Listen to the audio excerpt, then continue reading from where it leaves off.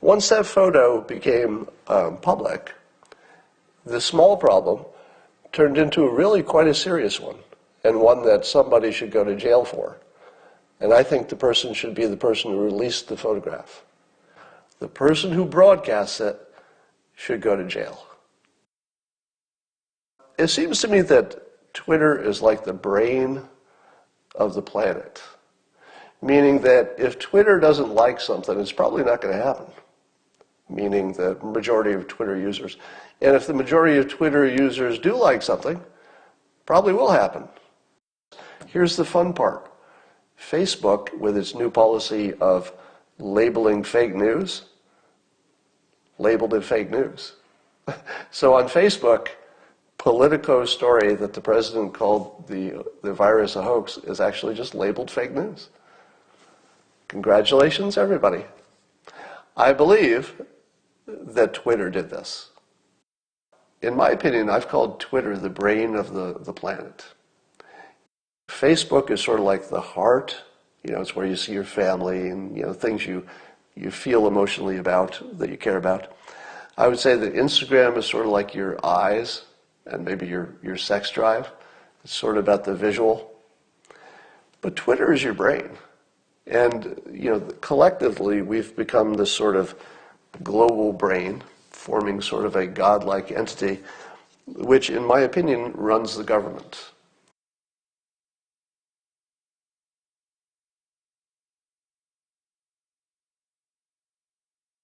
There's a little update on the Eddie Gallagher story. He's the SEAL who was convicted for taking a picture with a dead soldier and posing with it, which is a big no-no in terms of military professionalism.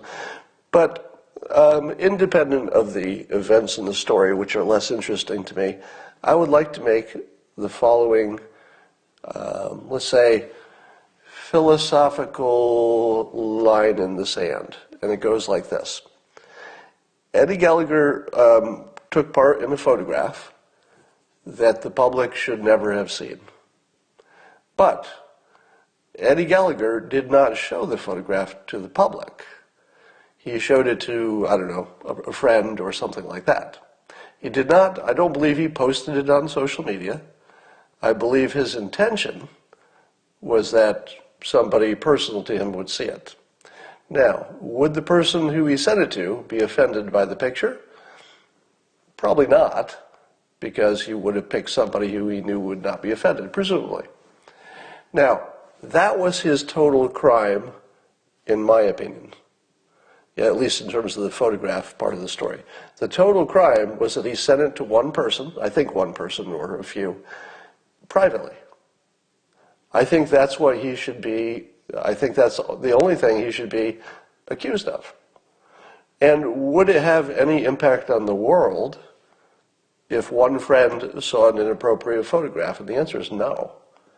So what Eddie Gallagher intended to do, he did it poorly because the photograph got out, but what he intended to do was harmless, relatively. So you don't want anybody taking that kind of picture. Obviously, it could have had an impact on the people who were local when it happened, the other military, etc. So it's not trouble-free, but it's a small problem. Once that photo became public, the small problem turned into really quite a serious one, and one that somebody should go to jail for. And I think the person should be the person who released the photograph. So I think the person who should go to jail is the person who put that in the public. And I'm going to say this as a general statement about photographs and quotes and jokes. We should develop this standard. It doesn't exist. Right now, we allow something really, really stupid to happen and destroy lives every day. And it's just stupidity. And it goes like this. Two people are having a private conversation. One of them says something that doesn't offend the person they're talking to, because they understand the concept and maybe they're just not easy to offend. But then they tell somebody. They reprint the text. They post the meme. They tell you what somebody said. And suddenly the context has changed. And now that innocent statement made by the original person, innocent in the sense that it was never intended to hurt, it was intended to be private. But once somebody makes that public, I feel super strong about this point. They have to take responsibility from what happens from that point on. The person who broadcasts it should go to jail. Not the person who said it to one person privately. That's just bad. That's bad. You don't want it. Discourage it, depending on the message. But it's nowhere near, it's not anywhere near the amount of evil and badness of the person who produced the picture for the public. That's a level of evil that I can't tolerate. Twitter is not like any other product, in my opinion.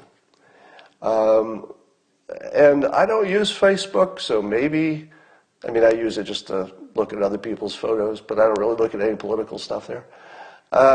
It seems to me that Twitter is like the brain of the planet, meaning that if Twitter doesn't like something, it's probably not going to happen, meaning the majority of Twitter users. And if the majority of Twitter users do like something, probably will happen.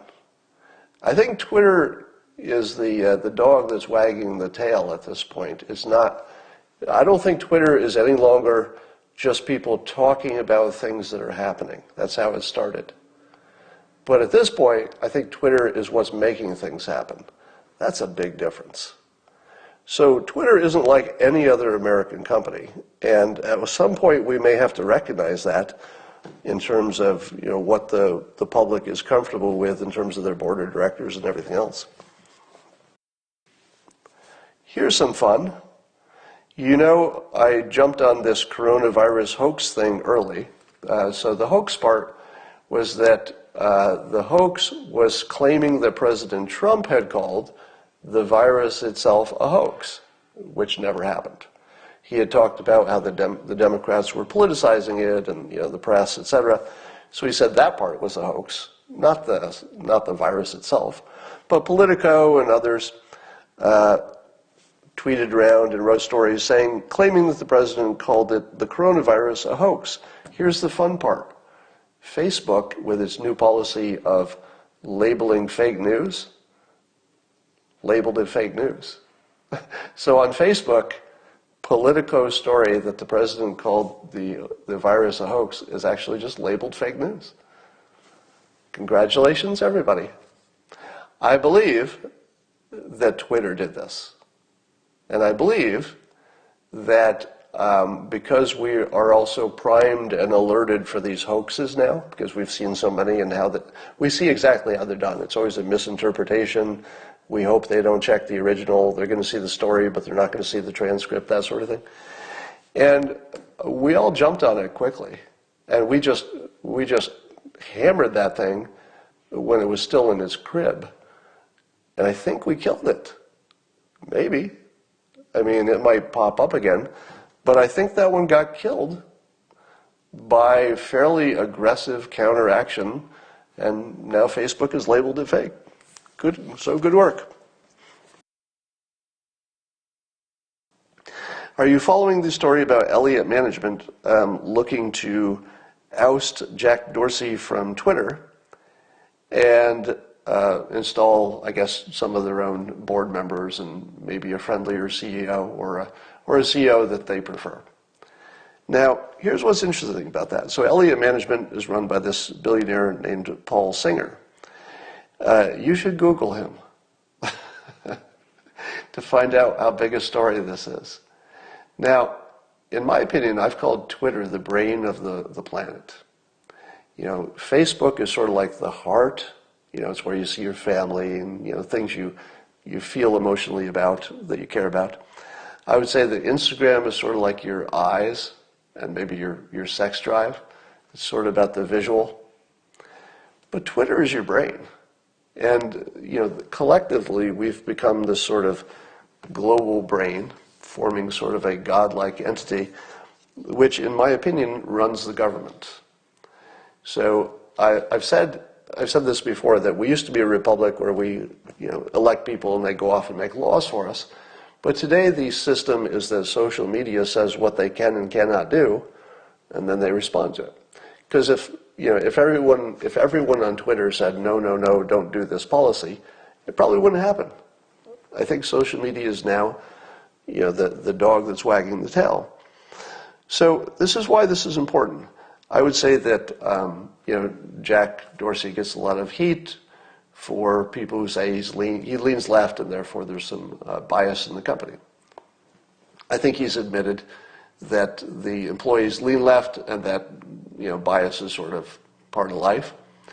So I don't think there's any secret or dispute that Twitter has a lot of left-leaning employees and probably has some impact on how they do business. But Paul Singer, famous for being a sort of an anti-Trumper Republican, his job, if you think of it that way, is interfering with politics. It's actually what he does. So the thing that Paul Singer is most famous for is directly and monetarily interacting with politicians and the political process to get a result that he wants. How in the world do you let that guy control the board of Twitter?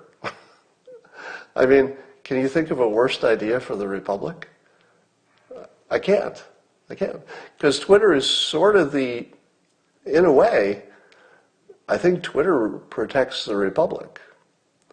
Because it's the freest speech in the purest, most efficient sense, and I think Twitter drives politics. So if somebody whose intention is to influence politics, somebody says in the comments, is it true he hired Fusion GPS? I believe it's been demonstrated that he paid for it. So the guy who paid for the most famous fake news that's ever been produced wants to have more control over Twitter, the primary entity that gives us information and opinion, etc. Can you think of a worse idea for the Republic? It's hard to imagine what would be a worse combination. But anyway, we'll watch that story. Who knows if he'll have any success.